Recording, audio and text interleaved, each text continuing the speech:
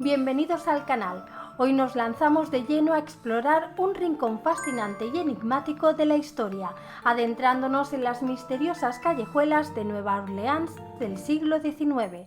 Estamos a punto de sumergirnos en la intrigante leyenda de una mujer cuyo nombre está impreso en las sombras de la historia. En este vídeo conoceremos la vida de Delphine Lalaurie, una dama de la alta sociedad cuya mansión supuestamente escondía más secretos de los que podríamos imaginar. ¿Quién fue verdaderamente esta mujer? ¿Quién se escondía tras esa fachada respetable? ¿Fue tan cruel como se cuenta? ¿Qué terribles secretos guardaba en su mansión del barrio francés? La leyenda de Delphine Lalaurie se ha convertido en un fenómeno de la cultura pop y, como es característico en este ámbito, la línea entre la realidad y la ficción se ha desvanecido. A lo largo de este vídeo exploraremos la leyenda de Delphine Lalaurie y cuestionaremos los relatos que circulan sobre ella. ¿Era una villana despiadada o tal vez una víctima de malintencionados rumores y la prensa sensacionalista de la época? Sin más preámbulos, vamos a desentrañar la leyenda de Delphine Lalaurie.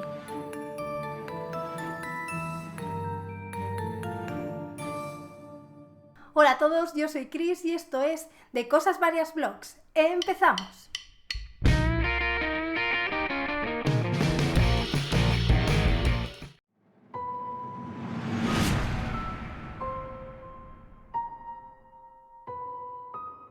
Antes de adentrarnos por completo en la intrigante historia de Delphine Lalaurie, es fundamental entender el contexto histórico que envolvía Nueva Orleans a finales del siglo XVIII y principios del XIX.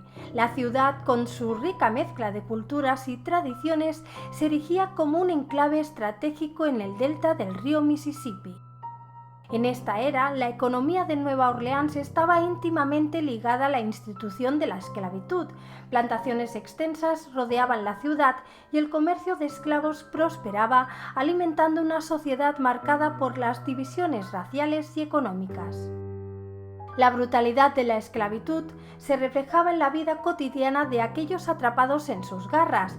La sociedad criolla blanca, como la de Delphine Lalaurie, se beneficiaba enormemente de este sistema, perpetuando una jerarquía social despiadada. Es crucial comprender que las leyes y regulaciones de la época apoyaban y sostenían la esclavitud, otorgando poder sin restricciones a aquellos en la cúspide de la jerarquía social. Nueva Orleans en este periodo no solo era un crisol cultural, sino también un terreno fértil para la explotación de seres humanos. En este caldo de tensiones sociales y económicas surge la figura de Delphine Lalaurie, enmarcada dentro de una sociedad que a menudo prefería cerrar los ojos ante las atrocidades que ocurrían en nombre del progreso y la prosperidad. Ahora que hemos establecido el escenario histórico, nos adentraremos en la vida y los oscuros secretos de Delphine Lalaurie, una figura cuya historia está intricadamente entrelazada con las complejidades y contradicciones de la Nueva Orleans de su tiempo.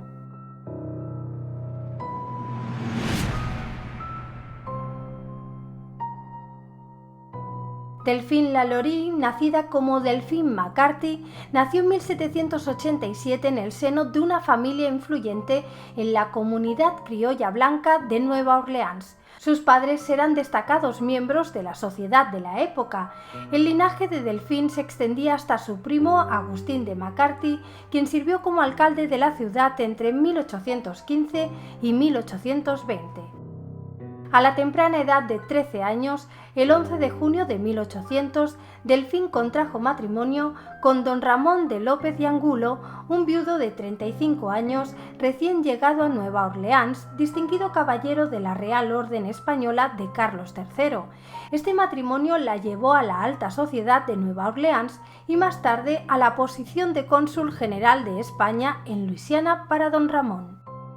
En 1804, Delphine y su esposo emprendieron un viaje a España, un acontecimiento que ha sido objeto de diferentes relatos a lo largo del tiempo.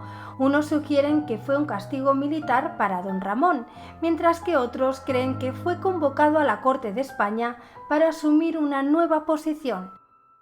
Lamentablemente, el barco en el que viajaban él y Delfín sufrió un accidente frente a las costas de Cuba. Un informe del gobierno español desde La Habana del 11 de enero de 1805 informaba que don Ramón había muerto a consecuencia del encallamiento del barco. No se explicó la causa exacta de su muerte. Unos días después, Delfín dio a luz a su primera hija, María Delfín Francisca Borja López de Angulo, a quien familiarmente todos llamaban Borquita como diminutivo de Borja. Tras el fallecimiento de su esposo, Delfín regresó a Nueva Orleans con su hija. Poco tiempo después de su regreso, Delfín conoció a Jean Blanc, quien llegó a ser comerciante, abogado, banquero, legislador estatal, intrigante político y un importante traficante de esclavos. A pesar de ser viuda y tener una hija de 4 años, Delfín era una mujer joven y deseable, reconocida por su belleza y sus conexiones sociales. John también era un hombre de destacada posición social y ambos hacían una buena pareja. Se casaron en junio de 1808 y Blanc compró una casa en el 409 de Royal Street para su creciente familia casi al mismo tiempo. La pareja se mudó a la casa y tuvieron un total de 4 hijos. Todos vivieron juntos y los siguientes 8 años transcurrieron aparentemente sin incidentes, hasta la muerte de Jean en 1816. El hombre dejó instrucciones claras en su testamento de que uno de sus esclavos ancianos, un hombre llamado Jean-Louis, debería ser liberado después de su muerte. Delfín cumplió sus deseos y Jean-Louis se convirtió en un hombre libre en 1819. Además de esto, tras el fallecimiento de su marido, Delfín quedó a cargo de saldar sus enormes deudas y criar a 5 hijos pequeños. Una herencia posterior de su padre, además de sus astutos negocios, devolvieron a Delfín una base financiera sólida, convirtiéndose en una mujer muy rica. Ahora viuda 2 veces, Delfín se casó por tercera y última vez en enero de 1828. Era 16 años mayor y mucho más rica que el doctor Louis Lalaurie, el joven médico que había contratado para tratar a su hija Pauline por una enfermedad. La leyenda popular ha caracterizado a Louis Lalaurie como una nulidad discreta e incolora, un hombrecito manso y tímido, pero evidentemente Delfín lo encontraba bastante atractivo. A finales de 1826, la relación entre Louis y Delfín se había vuelto íntima y Delfín estaba embarazada. Su hijo Jean-Louis Lalaurie nació el 13 de agosto de 1827. La pareja se casó 5 meses después. Pero la relación no fue feliz y algunos rumores afirmaban que Louis Lalaurie vivía separado de su esposa durante la mayor parte de su matrimonio. Supuestamente Delfín solicitó la separación en 1832, alegando que en presencia de muchos testigos, él la golpeó e hirió de la manera más escandalosa y cruel, y pidió al tribunal que la autorizara a vivir separada de su marido en la casa que ahora ocupaba con su familia. Sin embargo, su separación no fue permanente y parece que volvieron a vivir juntos en algún momento del año siguiente.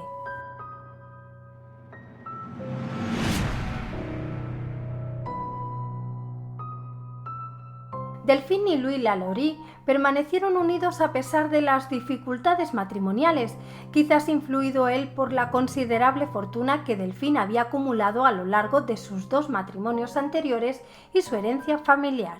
En los primeros días de su unión, la valía de Delfín ascendía a aproximadamente $67.000, en marcado contraste con los modestos $2.000 que Louis había heredado de la fortuna de su madre.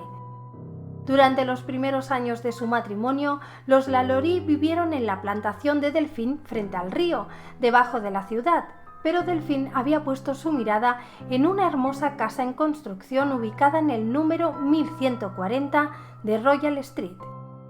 En 1831 compró 2 lotes en los que se encontraba la residencia parcialmente terminada con una ala de servicio adjunta que contenía la cocina y la vivienda de los esclavos.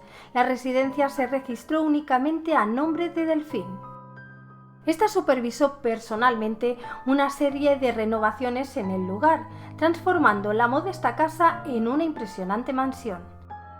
A pesar de los altibajos personales, Delphine Lalaurie seguía siendo una figura destacada en la alta sociedad de Nueva Orleans, conocida por sus refinadas habilidades como anfitriona y por las suntuosas fiestas que organizaba en la mansión. Para facilitar la gestión de las responsabilidades de una casa tan grande y los numerosos eventos sociales, Delphine cuidadosamente supervisaba un grupo de al menos 54 esclavos, quienes se encargaban de las labores de cocina, limpieza y administración de la mansión.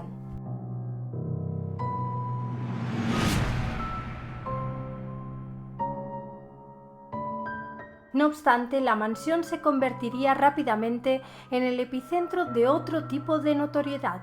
Es innegable que Delphine Lalaurie estaba bajo la mirada del público como la distinguida miembro de la alta sociedad de Nueva Orleans que era, y los murmullos acerca de su lado más sombrío empezaron a circular a principios de la década de 1830.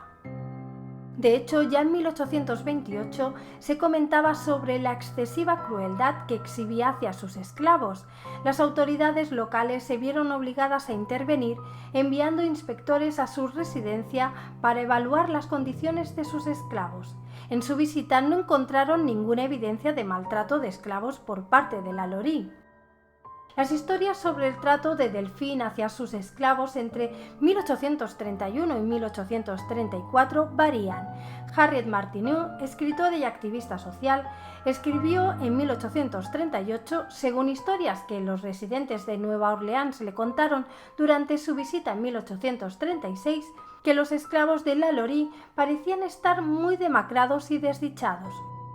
Sin embargo, en público, Lalaurie se mostraba, por lo general, muy amable con la gente de raza negra y preocupada de la salud de sus esclavos, e incluso los registros de la época muestran que Lalaurie emancipó a 2 de sus propios esclavos. Aunque castigar físicamente a los esclavos era lamentablemente una práctica común en el siglo XIX, vale la pena destacar que el Estado disponía de leyes destinadas a desalentar el abuso y la crueldad extrema. La legislación de Luisiana establecía que el esclavo está completamente sujeto a la voluntad de su amo, quien puede corregirlo y castigarlo, aunque no con un rigor inusual ni de modo que lo mutile o cause la muerte. Muchos de los que criticaban las supuestas prácticas de Lalaurie afirmaban que sin duda ella estaba empleando un rigor inusual al castigar a sus esclavos. De igual manera, Harriet informó sobre historias de que Lalaurie mantenía a su cocinera amarrada al horno en la cocina y golpeaba a sus hijas cuando trataban de alimentar a los esclavos. Incluso tras las visitas de las autoridades, según decían, la brutalidad infligida por Delphine Lalaurie a sus esclavos persistió y los murmullos continuaron extendiéndose por los callejones de Nueva Orleans. Uno de los relatos perturbadores que emergieron de la mansión Lalaurie fue el trágico episodio relacionado con una joven esclava llamada Leah de apenas 12 años. La versión cuenta que la niña estaba ocupada cepillando el cabello de Madame Lalaurie, cuando por accidente el cepillo se enredó, desatando la furia de la señora. Delphine, enfurecida, arremetió con su látigo y en lugar de enfrentar la brutal paliza, Leah optó por huir. Lalaurie logró alcanzar a Leah en el último piso y poco después un testigo afirmó que escuchó el estrépito de la caída y vio a la niña en el suelo muerta. Este incidente provocó otra investigación en la mansión Lalaurie y otra visita de un abogado. Lalaurie fue declarada culpable de crueldad ilegal. Le impusieron una multa de $300 y la obligaron a entregar a 9 de sus esclavos. Sin embargo, la ley todavía favorecía en gran medida a los propietarios de esclavos y la riqueza de Lalaurie le otorgaba importantes ventajas. Se las arregló para eludir su castigo simplemente pidiéndoles a amigos y familiares que compraran sus esclavos y luego se los devolvieran. Lalaurie les pagó por sus problemas y los 9 esclavos finalmente se encontraron de regreso a la mansión en Royal Street. Aunque eludió la ley, Delphine Lalaurie no parecía haber sufrido más sanciones, y a pesar de que las historias de su excesiva crueldad eran ahora bien conocidas, la violencia hacia los esclavos todavía era mayormente tolerada y su posición social no parecía haber sufrido incluso después del veredicto de culpabilidad.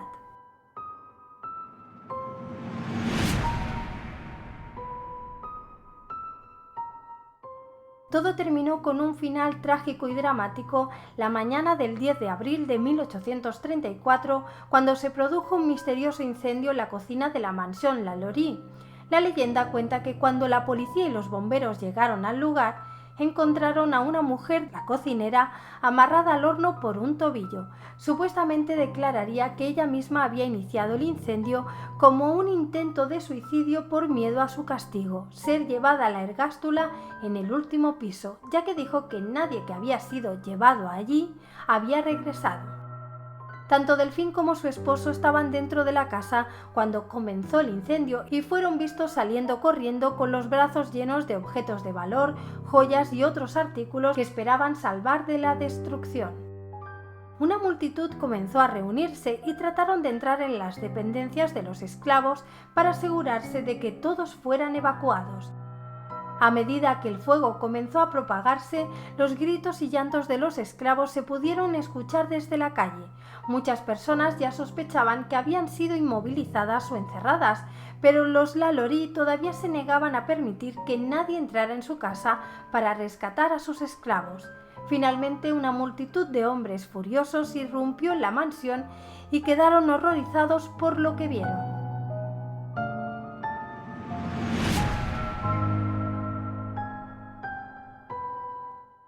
Los hombres que derribaron la puerta de las dependencias de los esclavos se enfrentaron inmediatamente a pruebas de terrible crueldad y tortura.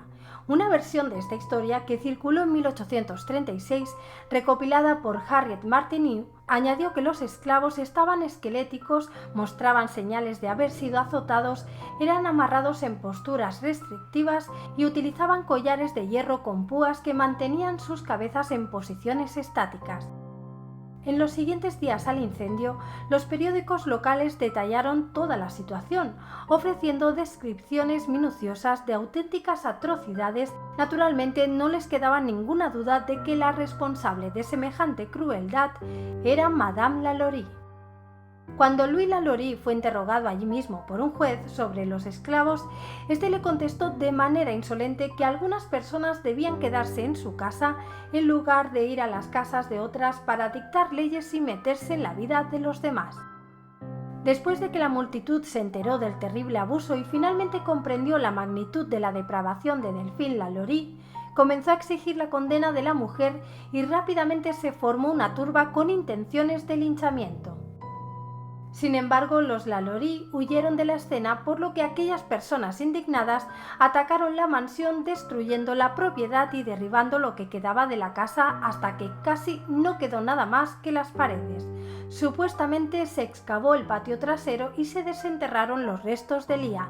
Si bien hubo rumores de que otros cuerpos también fueron enterrados allí, nunca se pudo probar. Los esclavos fueron rescatados del incendio, pero trágicamente 2 de ellos sucumbieron a sus heridas. Después de este terrible suceso, los esclavos que lograron sobrevivir fueron trasladados a la cárcel local. Sorprendentemente, un periódico local dejó constancia de que para el 12 de abril más de 4.000 almas virtuosas, léase la ironía, decidieron visitar la cárcel en los 2 días siguientes. No era una feria ni nada parecido, por supuesto, solo querían convencerse de su sufrimiento. Claro, porque nada demuestra más empatía que observar a personas traumatizadas como si fueran una exposición en un zoológico. Ninguna de las víctimas fue identificada por su nombre.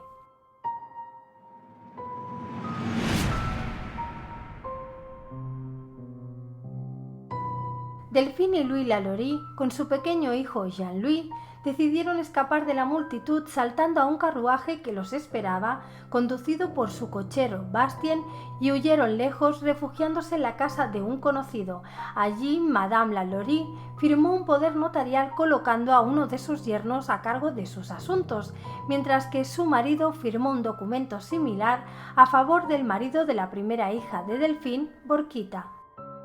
No se sabe a ciencia cierta si el matrimonio Lalaurie zarpó a Francia desde Mobile o desde Nueva York, y aunque hay una versión que sostiene que Delphine Lalaurie nunca salió de Nueva Orleans, que murió y fue enterrada allí, se cree más comúnmente que pasó el resto de sus días exiliada en París.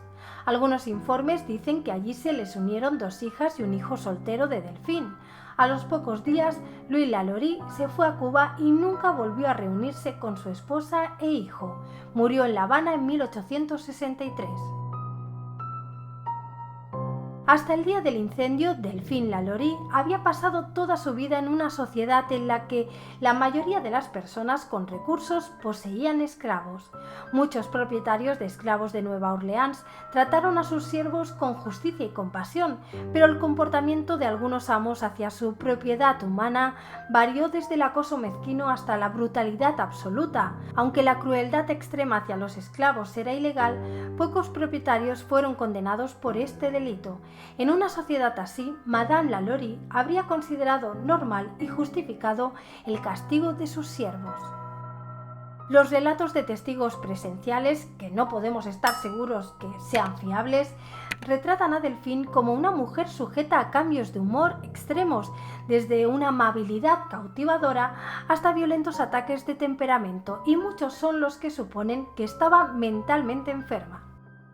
El estatus de Madame Lalaurie como miembro de la élite propietaria de esclavos, su personalidad errática, tal vez trastornada, y su infeliz relación con su tercer marido más joven supuestamente la llevaron a cometer actos terribles. Si hubiera vivido en otra época y en otro lugar, quizás su furia habría encontrado otra salida, pero como vivió en la Nueva Orleans de principios del siglo XIX, torturó a los esclavos sobre los que tenía poder y hasta el día del incendio se salió con la suya.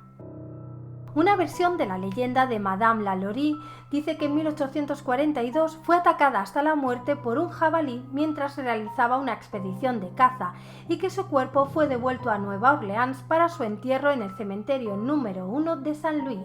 En realidad parece ser que Delfín murió después de una larga enfermedad en su casa de París el 7 de diciembre de 1849.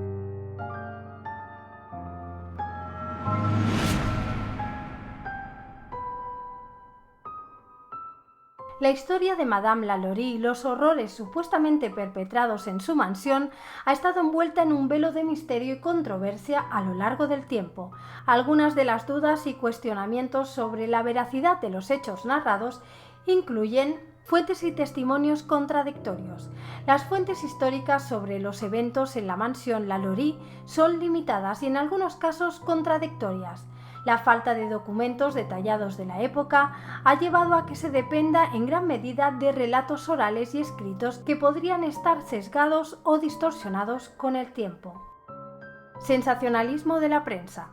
La prensa de la época, caracterizada por su sensacionalismo, contribuyó a la difusión de historias impactantes sobre Lalaurie.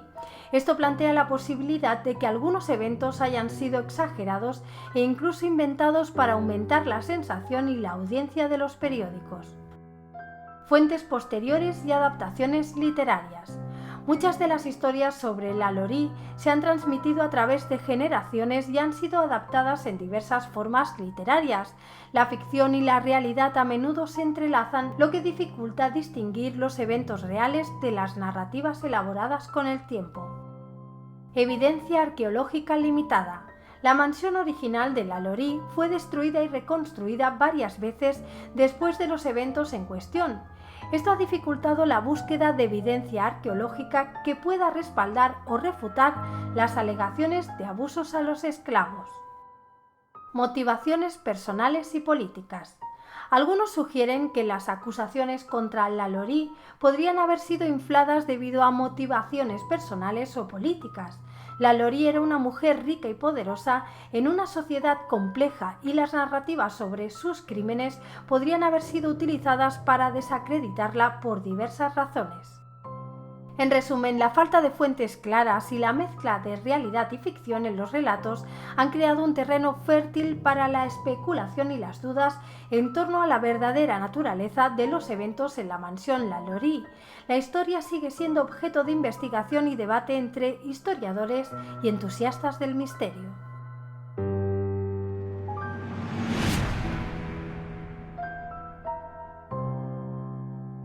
La casa en la que vivía Delphine Lalaurie en Nueva Orleans cuando ocurrió el incendio de 1834 aún sigue en pie en Royal Street número 1140. El imponente edificio gris de 3 pisos es conocido como la Casa Encantada. Después de que Lalaurie huyera de los Estados Unidos, la casa estuvo en ruinas hasta casi 1836, pero en algún momento antes de 1888 fue restaurada hasta quedar irreconocible y en las décadas siguientes fue utilizada sucesivamente como una escuela pública, un conservatorio de música, un refugio de delincuentes juveniles, un bar, una tienda de muebles y un edificio de departamentos de lujo. La casa ha tenido algunos propietarios a lo largo de los años. El actor Nicolas Cage fue propietario a principios de la primera década del siglo XXI. Lamentablemente perdió la casa debido a una ejecución hipotecaria y Michael Whelan la compró en 2010. En la actualidad sigue siendo el propietario. Por otra parte, lamentablemente, pese a lo que muchos quisieran, no se puede visitar el interior de la mansión Lalaurie. Si bien hay personas contratadas por el propietario para que se encarguen del mantenimiento de la casa, no se permite el ingreso del público. La última vez que se abrió al público fue en 1932. Por supuesto, el interior ha sido rediseñado para adaptarse a los gustos del propietario. Katie Stacy Scott ha sido la encargada de diseñar el interior de la casa para el actual propietario Michael Whelan.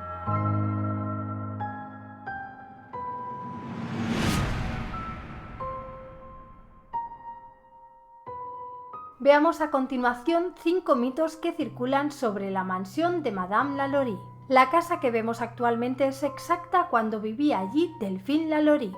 En realidad, la casa fue construida originalmente como una casa bastante estándar de 2 pisos con techo a 2 aguas. No fue hasta mucho más tarde de los sucesos que la hicieron famosa que se construyó el 3er piso que vemos ahora. Los Lalaurie construyeron toda la casa. Si bien fueron los primeros residentes de la casa, solo construyeron aproximadamente la mitad de ella. Ha evolucionado desde entonces. Durante el incendio, los esclavos caían desde el 3er piso. Aunque en diferentes versiones de esta historia se da este dato, lo cierto es que no existía un 3er piso. Como ya he comentado, se añadió mucho más tarde de los acontecimientos que forjaron la leyenda. Durante una remodelación reciente se encontró un cementerio. Se ha hablado sobre un reciente descubrimiento de un rudimentario cementerio construido dentro de la propiedad, y aunque suena emocionante y aterrador, bueno, pues esto no es verdad. No se han encontrado huesos ni nada parecido. Lo que sí es cierto es que existió un cementerio al lado de la calle de la Casa Encantada, que era propiedad de las monjas ursulinas, pero nada tenía que ver con Madame Lalaurie. Debido a los fantasmas, nadie ha vivido allí durante más de unos pocos años. Si bien es cierto que la casa ha cambiado de manos muchas veces, como ya he comentado, también ha sido utilizada para otros fines, además de residencia privada, y aunque la casa tiene la fama de ser el lugar más embrujado de Nueva Orleans, ha habido muchos residentes que han vivido allí durante bastante tiempo.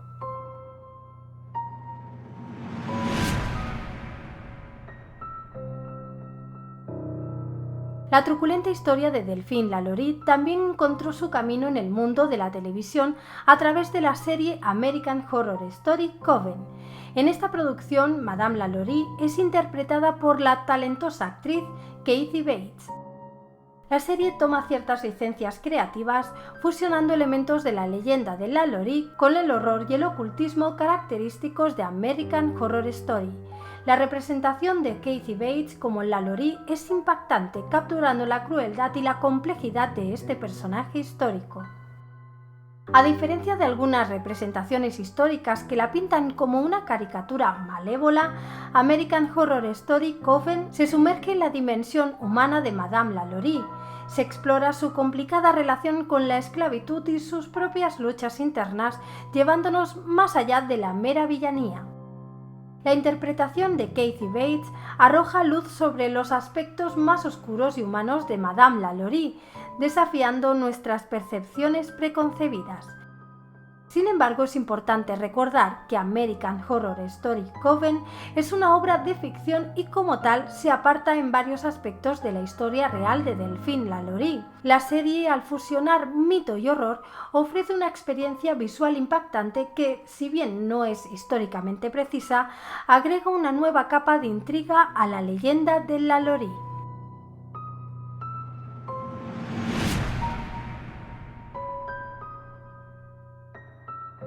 En este viaje a través de la vida y los oscuros secretos de Madame Delphine Lalaurie, hemos explorado las profundidades de una historia que mezcla la opulencia de la alta sociedad con los horrores de la esclavitud en el siglo XIX. La mansión en 1140 de Royal Street, una vez testigo de lujosas galas, se ha convertido en un símbolo de los oscuros capítulos que nuestra historia a veces quisiera ocultar. La leyenda de Madame Lalaurie, aunque envuelta en el velo del tiempo y la interpretación, nos insta a reflexionar sobre las complejidades de la naturaleza humana y las sombras que han marcado nuestro pasado. Su historia, sea cual sea la perspectiva desde la que la abordamos, nos desafía a aprender de las tragedias del pasado y a cuestionar las narrativas que han perdurado. Ahora que llegamos al final del vídeo, recordemos que la historia no siempre es blanco y negro, y en los misterios del pasado a veces encontramos sombras que nos animan a comprender más profundamente quiénes éramos, quiénes somos y hacia dónde vamos.